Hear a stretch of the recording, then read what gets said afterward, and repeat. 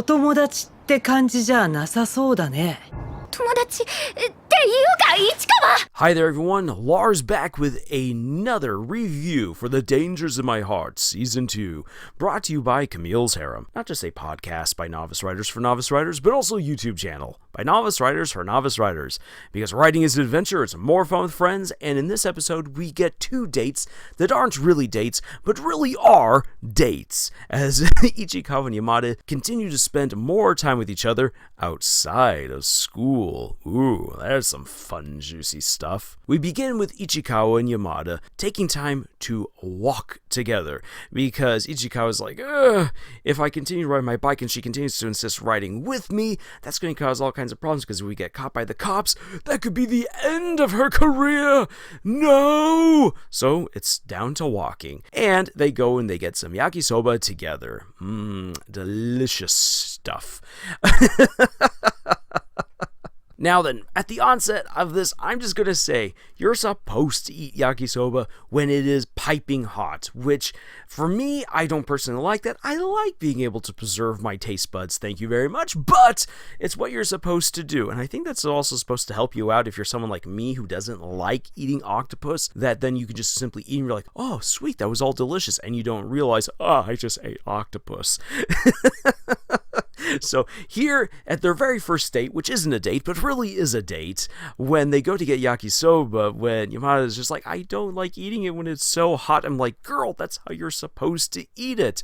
And then when Ichikawa's like, don't worry, I'll blow on it for you, let me open it up and blow a little bit on the contents, I'm like, oh no, you have defiled the yakisoba. But what do I know? I'm just I'm just a foreigner. But even more so than the desecration of the yakisoba, what's really funny is that they run into Ichikawa's older sister, who is just throwing the most hilarious older sibling fit over all of this. You're on a date after school? Good on you, little brother, but how dare you wear your school uniforms? Don't you know that you're trying to keep this secret? That's the worst thing you could do. Also, it's so dang cliche. Don't be cliche, be classy.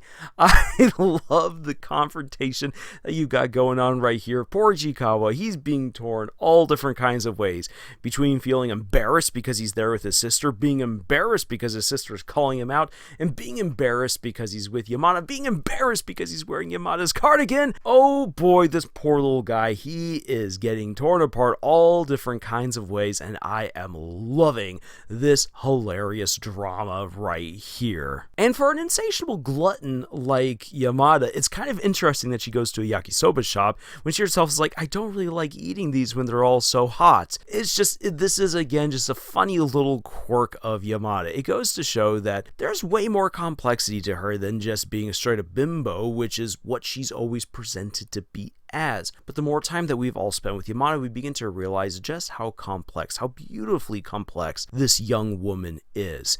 And this leads to them going to the movie theaters.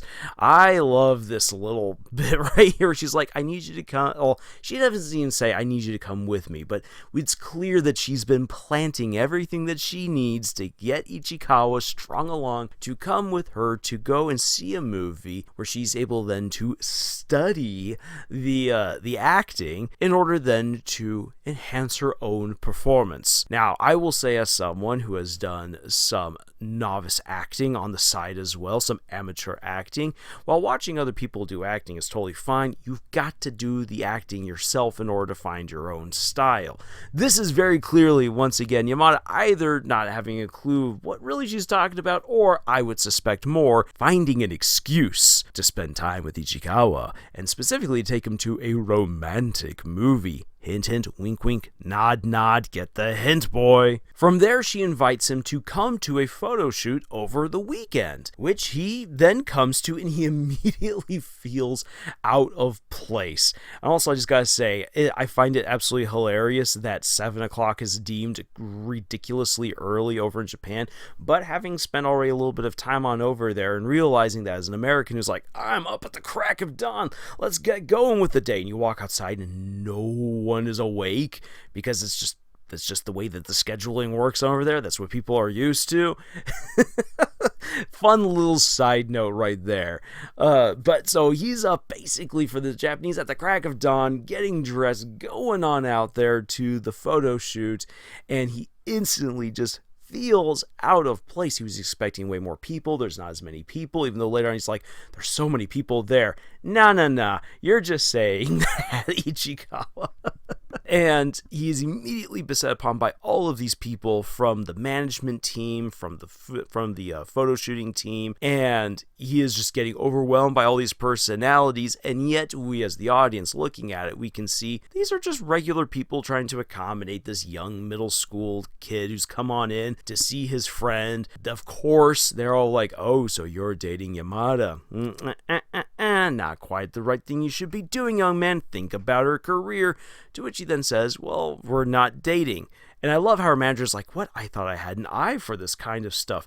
You do, my dude. You actually are seeing two characters very much in love with the hand holding, the sweating, the awkwardness, and all that good jazz. And really, you should be paying more attention to what Yamada is saying if she's constantly always talking about Ichikawa and basically setting up on this pedestal when at work. I would take that as a very clear sign that she has feelings for him, and maybe he's misinterpreting this, being like, "Oh, this boy isn't quite getting it." Whew! If the boy isn't getting it, this relationship isn't going to go anywhere. But as we, again, as the audience, we can see more. We see all. Haha!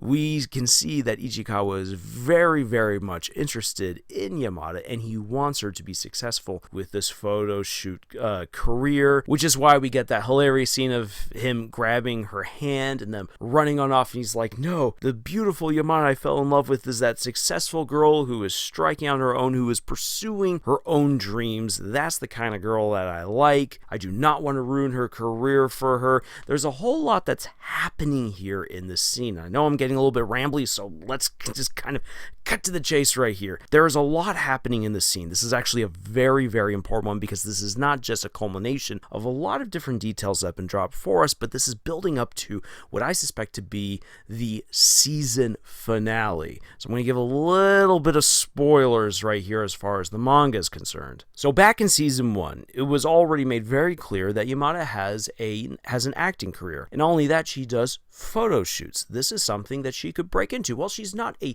breakout star right here. We're not watching Bunny Girl Senpai. She does have a good prospective career, and she's already been doing quite a bit on the side. This is significant because this means that if she's getting all these jobs, she actually has a chance of making this a career. And she's only in middle school. This is pretty big. This is pretty special for her. She actually stands a chance. And now what we've learned in this season, which is very important, is that she's someone who's tried so many different things. But when she feels like she can't cut it, she quickly loses interest. She becomes disparaged, disappointed, depressed, all of the horrible D words going on right here. And she then quits.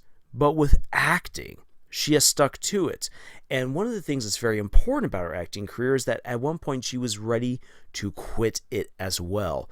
But then when she learned that Ichikawa was interested in it, that he supported her in doing it, that he wanted her to be happy doing it, she then found the courage to continue on despite what she feels are her deficiencies. And what we see in this episode is that Yamada really does undersell herself. She undervalues herself, and that's kind of sad to see because her management, her team realizes this is a girl with incredible potential. She just has to keep on working at it, and she can go places. She can really make a good career out of this. And so Yamada is on the path to stardom, and Ichikawa understands this. He also understands that if I distract her by being in a relationship with her, that could be completely derailing, and her finally having something that she loves, that she can realize now that she's good at and find value in. If I take that away from her, what am I going to do to her? But wait, I actually do have feelings for her. I can't just simply let this slide by. This is going to lead to an incredible moment where Ichikawa is going to feel like he's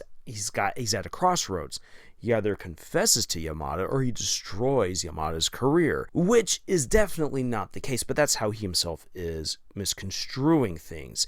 And true, there are certain parameters, certain expectations around stardom in Japan, where, hey, if you're in a relationship and that gets out to people, that could devalue your appeal to the populace. So I'm not trying to undersell the dangers that are inherent right here. I'm just trying to put everything into proper perspective, because this is going to lead up to a massive choice for Ichikawa, which will finally take him towards the moment where he gives his confession.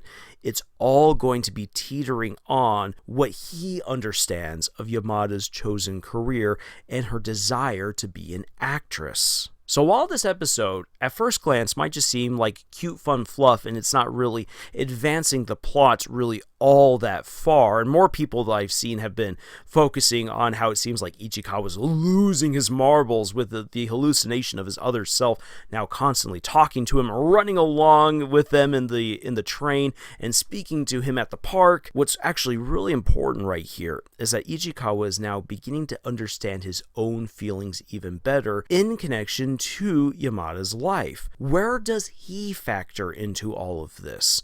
And what kinds of dangers could he pose to her future career, at least from his understanding? All of that comes together in this wonderful bundle of nerves and feelings and thoughts that somewhat seem a little bit contradictory, that just, again, continue to build up the emotional, the romantic tension between these two.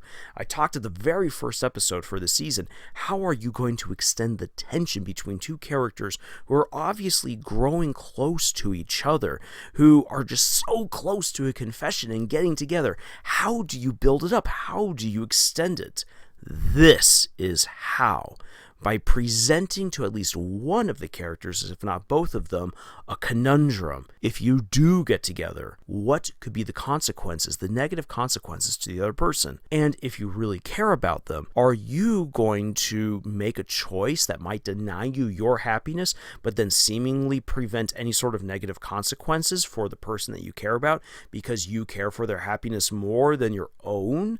That is how this is normally presented. And granted, if we take a step back, we can see things a little bit more clearly and realize it's not one or the other. It's not that you have to wholly 100% give yourself to one decision or the other. In fact, there's multiple decisions, multiple choices that can be made, and that is what's actually going to lead us to the grand culmination where Ichikawa is finally going to confess to Yamada, because he's going to suddenly realize there is another choice, there is another door. But for right now, where he is in his relationship with Yamada, with his understanding of her world and his understanding of himself, where he plays a role within it, he now is only seeing two major options.